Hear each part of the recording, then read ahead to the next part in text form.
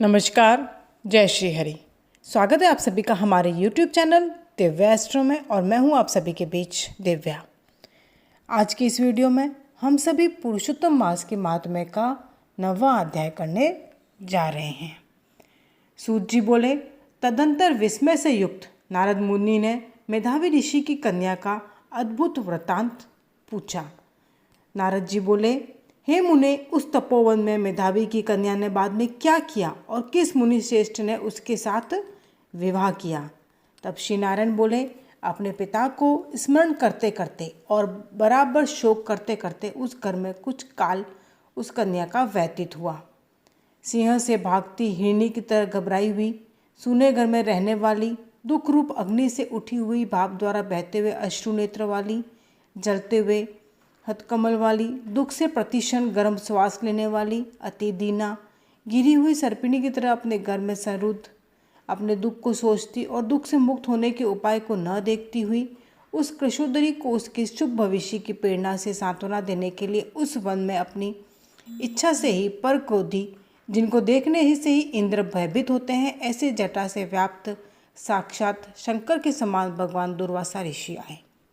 हे नारद, भगवान कृष्ण ने राजा युधिष्ठिर से कहा कि हे राजेंद्र, वह दुर्वासा ऋषि वही हैं जिनको आपकी माता कुंती ने बालापन में प्रसन्न किया था। तब उन सुपूजित महर्षि ने देवताओं को आकर्षण करने वाली विद्या माता कुंती को दी थी। और हे भूपाल, एक बार रुक्मिणी के साथ जाते समय मैंने उन्हें रथ में बिठा लिया था। मार्ग में दोनों को प्यास ने सताया। रुक्मिणी ने अपने सूखे अधरों और तालू को दिखाकर मुझे जल लाने को कहा। मैं जल के हेतु पदाघात करता हुआ चला और रुक्मिणी के प्रेम के वशीभूत मैंने भोगवती नाम की नदी को उत्पन्न किया। तब वही भोगवती ऊपर से बहने लगी। अनंतर उसी के जल से रुक्मिणी की प्यास को मैंने बुझाया। इस प्रकार रुक्मिणी की प्यास का बुझना देख उसी क्षण अग्नि की तरह ऋषि दुर्वासा क्रोध से जलने लगे और प्रलय की अग्नि के समान उठकर ऋषि दुर्वासा ने मुझे श्राप दिया और बोले, बड़ा आश्चर्य है हे श्री कृष्ण, रुक्मिणी तुमको सदा अत्यंत प्रिय है, अतः स्त्री के प्रेम से युक्त तुमने मेरी अवज्ञा कर अपना महत्व दिखलाते हुए रुक्मिणी को इस प्रकार पानी पिलाया, अतः तुम दोनों का वियोग होगा। इस प्रकार उन्होंने शाप दिया था। हे युधिष्ठिर, वही यह दुर्वासा मुनि है, साक्षात रुद्र के अंश से उत्पन्न, दूसरे काल रुद्र की तरह महर्षि अत्रि के उग्र तपरूप कल्पवृक्ष के दिव्य फल, पतिव्रताओं के सिर के रत्न, अनुसुईया भगवती के गर्भ से उत्पन्न अत्यंत मेधायुक्त दुर्वासा नाम के ऋषि, अनेक तीर्थों के जल से भिगी हुई जटा से भूषित सिर वाले, साक्षात तपोभूमि दुर्वासा ऋषि को आते देखकर उस ब्राह्मण कन्या ने शोक सागर से निकलकर धैर्य से मुनि के चरणों में प्रार्थना की। प्रार्थना करने के बाद जैसे वाल्मीकि ऋषि को जानकी अपने आश्रम में लाई थी, वैसे ही कन्या भी ऋषि दुर्वासा को अपने घर में लाकर अर्घ्य, पाद्य और विविध प्रकार के जंगली फलों और पुष्पों से आतिथ्य करके वह कन्या विनय करते हुए बोली, हे महाभाग, हे अत्रिकुल के सूर्य, आपको प्रणाम है।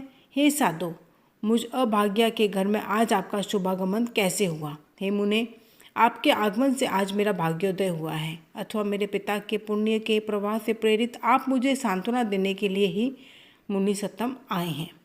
आप जैसे महात्माओं के पांव की धूल जो है वह तीर्थ रूप है, उस धूल का स्पर्श करने वाली मैं आपका जन्म असफल कर सकी हूँ। आज मेरे सभी व्रत भी सफल हुए, आप जैसे पुण्यात्मा के जो मुझे आज दर्शन हुए, अतः आज मेरा उत्पन्न होना और मेरे सभी पुण्य सफल है। ऐसा कहकर वह कन्या दुर्वासा के सामने चुपचाप खड़ी हो गई। तब भगवान शंकर के अंश से उत्पन्न दुर्वासा मुनि मंद आतिथ्य से संतुष्ट और प्रसन्न होकर बोले, हे पुत्री, तू बड़ी अच्छी है, तूने अपने पिता के कुल को तार दिया। यह मेधावी ऋषि के तप का फल है जो उन्हें तेरी जैसी कन्या उत्पन्न हुई।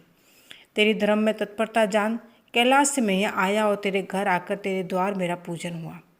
हे वारारोही, मैं शीघ्र ही बद्रिकाश्रम में मुनीश्वर सनातन नारायण देव के दर्शन के लिए जाऊंगा, जो प्राणियों के हित के लिए अत्यंत उग्र तप कर रहे हैं। महर्षि दुर्वासा को संतुष्ट एवं प्रसन्न देखकर ब्राह्मण कन्या बोली, हे ऋषिराज, आपके दर्शन पाकर मेरा शोक समुद्र सूख गया। अब इसके बाद मेरा भविष्य उज्ज्वल है, क्योंकि आपने मुझे सांत्वना दी। हे मुने, मेरी बड़ी भारी ज्वाला युक्त दुख रूपी अग्नि को आप नहीं जानते। हे दया सिंधे, हे शंकर, उस दुखाग्नि को शांत कीजिए। मेरे विचार से हर्ष का कोई भी कारण मुझे दिखलाई नहीं देता। ना मेरी माता है, ना पिता है, ना भाई है जो मुझे धैर्य प्रदान करते, अतः दुख समुद्र से पीड़ित मैं कैसे जीवित रह सकती हूँ। जिस जिस दिशा में देखती हूँ वह दिशा मुझे शून्य ही प्रतीत होती है। इसलिए हे तपोनिधे, मेरा दुख का निस्तार आप शीघ्र कराएं। मेरे साथ विवाह करने के लिए कोई भी तैयार नहीं होता।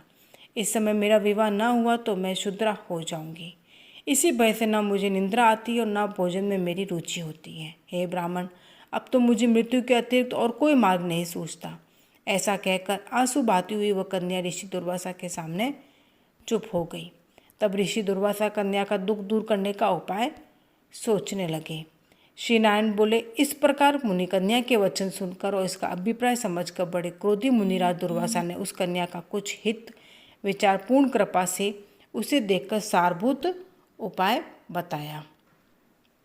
इस प्रकार पुरुषोत्तम मास महात्म्य का 9वां अध्याय पूर्ण होता है। यदि आज का मेरा यह वीडियो आपको पसंद आया हो तो वीडियो लाइक करके चैनल को सब्सक्राइब कर बेल आइकन प्रेस करना बिल्कुल भी ना भूलिएगा और इसी तरह की वीडियो सुनने के लिए मेरे चैनल पर बने रहिएगा और एक बार जाकर के चैनल की प्लेलिस्ट भी ज़रूर चेक कीजिएगा। अब मैं आप सबसे इजाज़त चाहती हूँ। जय श्री हरि, जय श्री हरि, जय श्री।